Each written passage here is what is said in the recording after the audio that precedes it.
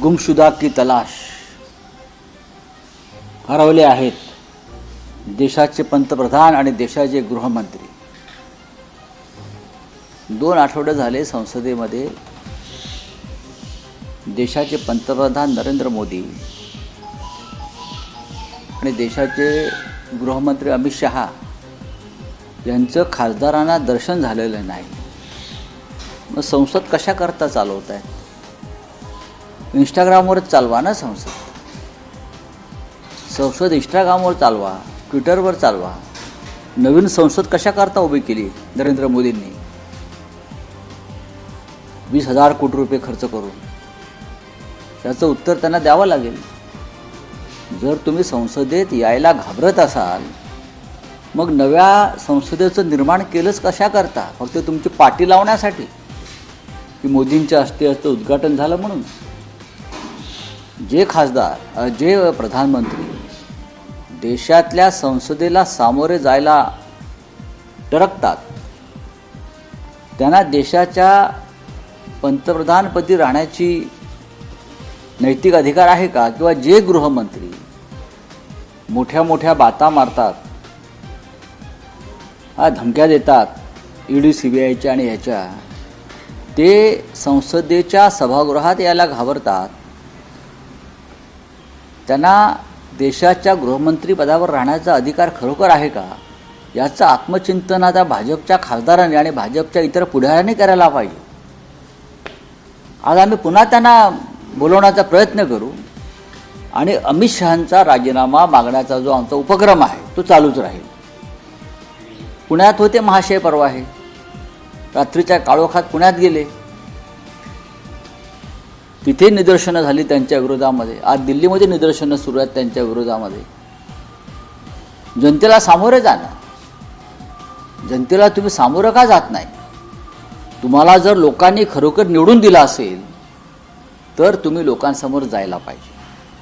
आणि जर तुम्ही चोऱ्या माऱ्या करून, लफंगीगिरी करून, व्होट चोरी करून दहशतीच्या मार्गाने निवडून आले असाल तर ती दहशत तुम्हाला छळते. एवढंच मी सांगेन.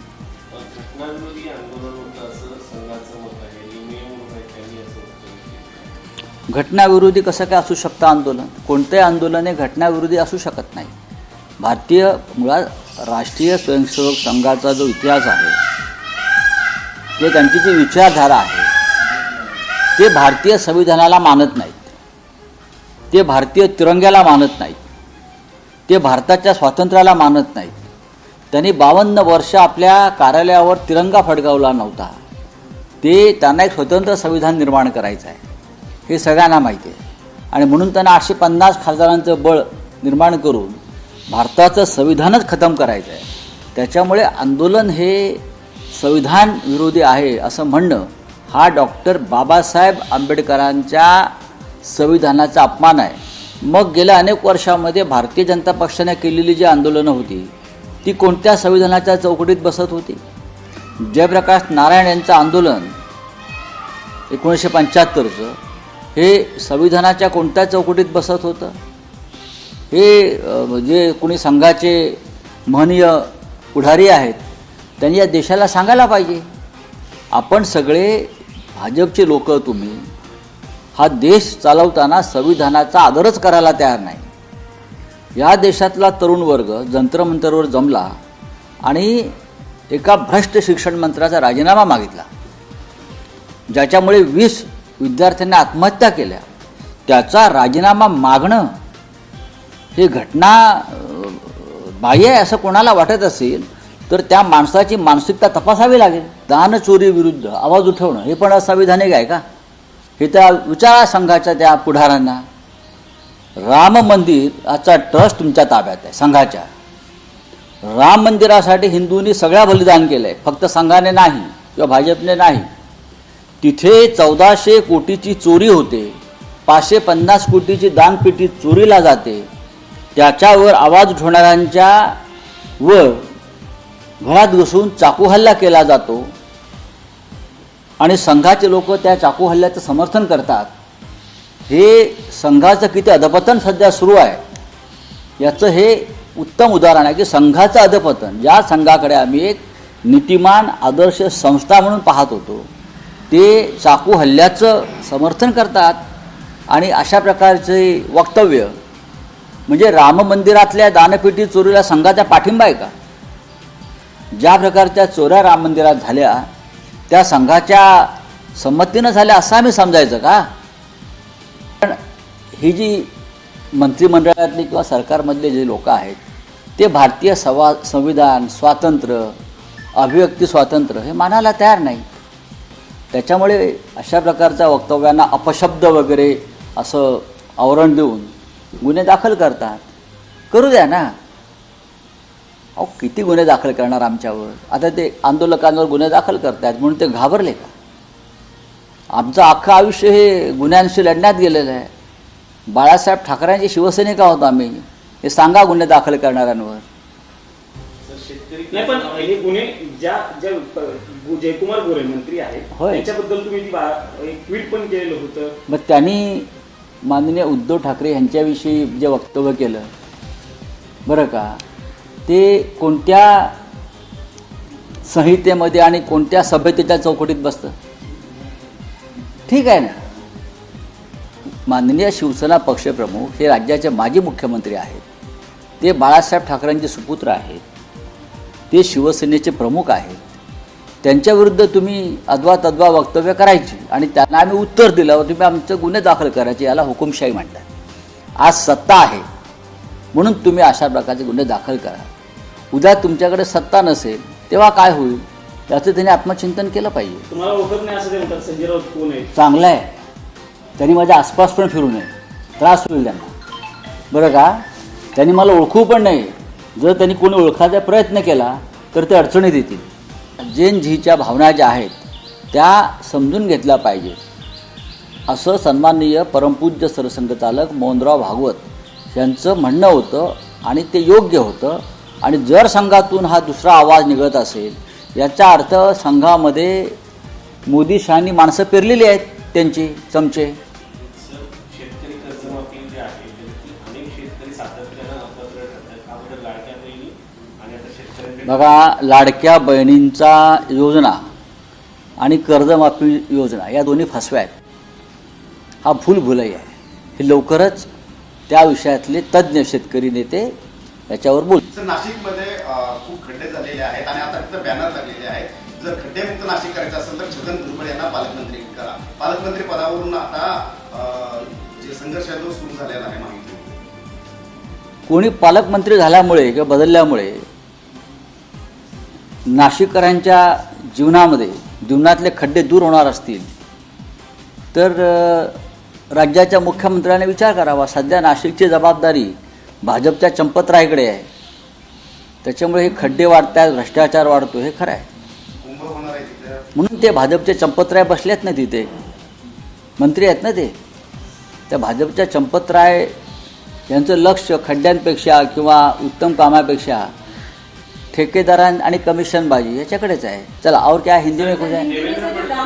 मराठी माणूस पंतप्रधान व्हावा अशी इच्छा असते. हां, त्यातच देवेंद्र फडणवीस यांचे काका यांनी आम्हालाही वाटतं की देवेंद्र फडणवीस यांनी दिल्लीत येऊन आधी शिक्षण मंत्री पदाचा भार घ्यावा. जे इच्छा आहे प्रधानमंत्र्याची आमच्या, आणि त्यानंतर त्यांनी ते शिखर पार करावं. महाराष्ट्राचा माणूस जर होणार असेल तर नक्कीच त्यांना शुभेच्छा आहेत. आणि त्या माननीय उद्धव ठाकरे यांनी शुभेच्छा दिलेल्या आहेत. पण प्रधानमंत्री एक चांगला शिक्षण मंत्री शोधतायत या देशाला. सभ्य, सुसंस्कृत, अभ्यासू, प्रशासनावर पकड असणारा. आणि ते सध्या तरी मोदींच्या नजरेमध्ये फक्त देवेंद्र फडणवीस आहेत. हे जेव्हा मी वारंवार सांगतोय तेव्हा ते सत्य है, लक्षात घ्या. बोलिए. सर, ये राम टेम्पल जो स्पीट हुई पार्लियामेंट में वो काफी कंट्रोवर्शियल हो गई. अब देश के अगेंस्ट एफआईआर और पप्पू यादव पर भी अटैक करने की कोशिश हुई.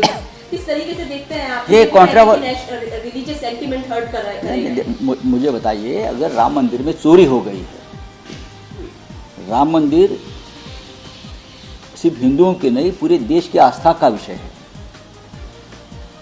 अयोध्या में राम मंदिर बनाने के लिए जो संघर्ष हुआ है उसमें बहुत लोगों ने बलिदान किया है.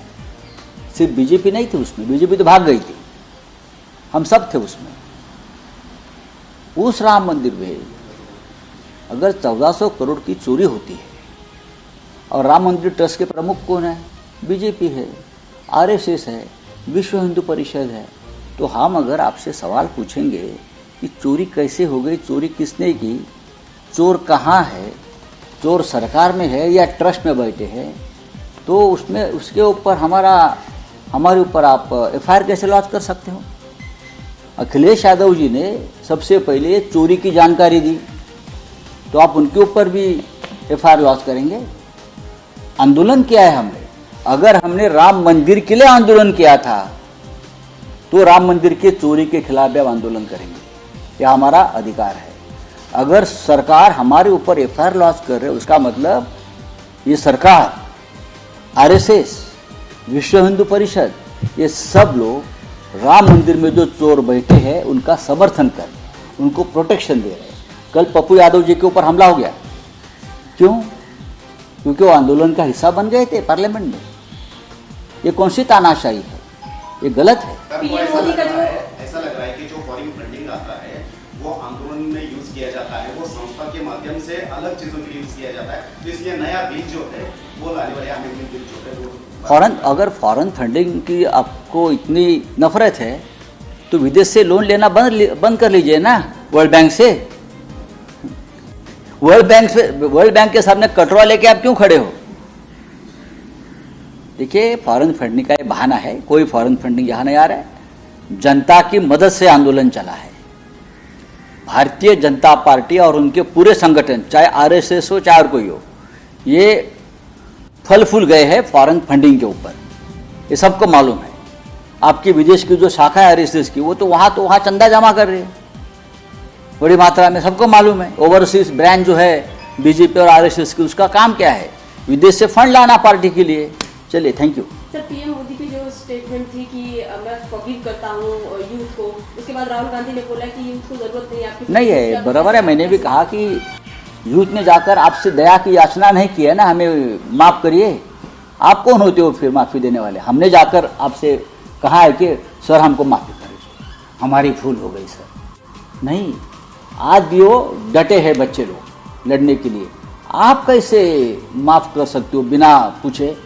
ये नौटंकी है सब, नौटंकी चलती रहेगी मोदी जी की, और कुछ महीने आपको उनको झेलना पड़ेगा। एफआईआर दाखिल नहीं होने वाली, जो लड़की थी छोटी, एक लड़की ने जो भाषा यूज की थी उसके ऊपर एफआईआर नहीं। देखो, ये जोर जबरदस्ती बच्चों को पकड़कर, उनके पेरेंट्स को पकड़कर उनसे माफ़ी मंगवा रहे हैं, वीडियो बना रहे हैं, उससे कुछ नहीं होगा। झीन झीकुआ कुचलना नामुमकिन है। तीसरा के आपके कार्यकाल का क्या लगता है, काम का चार्ज होगा क्या? हमें छापाने दो सदन में, फिर देख लेंगे।